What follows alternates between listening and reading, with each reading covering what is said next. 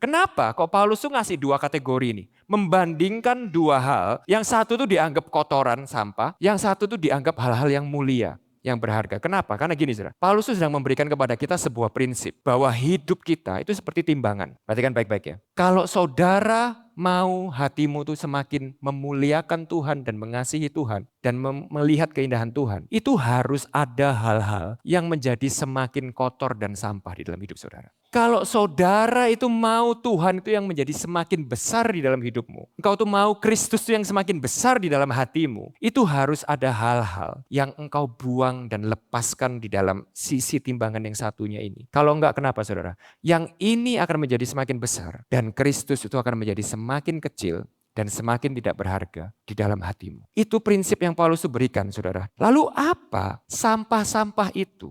Apa hal-hal yang Paulus definisikan sebagai sampah yang merugikan yang harus dibuang itu? Nah gini saudara, yang mengejutkan adalah gini. Kalau jawabannya itu adalah dosa, kalau jawabannya itu adalah hal-hal yang jelek, misalnya contoh seperti ini, membunuh, mencuri, berzinah, pornografi, masturbasi. Jawaban itu tuh akan lebih mudah untuk kita terima. Benar nggak saudara? Tapi kalau saudara perhatikan baik-baik tadi ya saudara ya. Yang mengejutkan di sini adalah ini saudara. Hal-hal yang Paulus tuh maksud sebagai sampah di dalam hati kita. Itu adalah hal-hal yang bukan hal-hal yang buruk. Tetapi hal-hal yang baik. Kok bisa seperti itu? Mengapa hal-hal baik ini tuh menjadi berbahaya di dalam kehidupan kita?